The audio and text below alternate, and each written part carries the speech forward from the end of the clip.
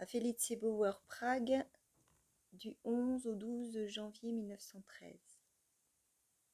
Justement, ma chérie, je viens de me casser la tête pour trouver au moins 3 phrases, à défaut d'autre chose, pour saluer les personnes invitées au mariage.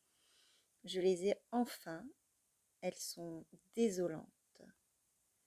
Et oui, si je devais faire un discours contre les invités, je n'aurais pas besoin de le préparer, il coulerait tout de suite de source et je me ferais fort de chasser de la salle la majorité des invités, non pas par des insultes, mais en exprimant mes véritables et effroyables sentiments.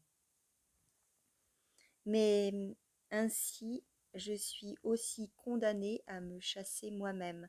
Ce ne sera pas moi qui serai assis à la table, qui me lèverai pour dire ces 3 phrases de collégien et lever mon verre. Tout cela sera exécuté par ma triste figure. Mais en fait, je ne voulais pas t'écrire ça. Je t'écris en fait parce que j'ai peur. Écoute, n'y a-t-il rien dans ma lettre d'hier qui pourrait te troubler, te blesser, voire t'offenser? Ma gorge se serre rien que d'y penser. Et de plus, je ne le sais même pas précisément. Et comme actuellement je n'écris pas pour moi, j'ai l'impression d'avoir renoncé à la règle qui prend la mesure de ces choses-là. Peut-être n'y a-t-il rien de méchant dans ce passage, même si j'avais déjà un mauvais pressentiment en l'écrivant, et maintenant il me paraît à la fois rude et froid, brutal et insolent. En tout cas, ma chérie, renvoie-moi cette lettre pour que je sois tranquille. Mais non, ne me la renvoie pas. Hélas, je ne sais plus du tout ce que je veux. Dans quel état me suis-je enfoncée? Il faudra que je grimpe longtemps avant d'en ressortir.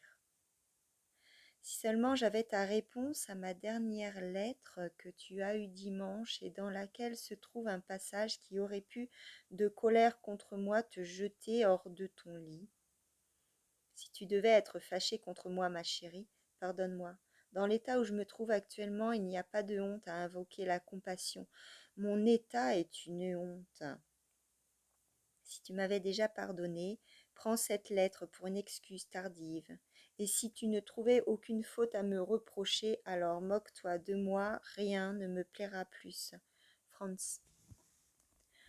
Une jolie remarque de ma plus jeune sœur. Comme tu le sais, elle m'aime beaucoup. Elle considère, sans l'avoir vu, que tout ce que je dis, fais ou pense est bien.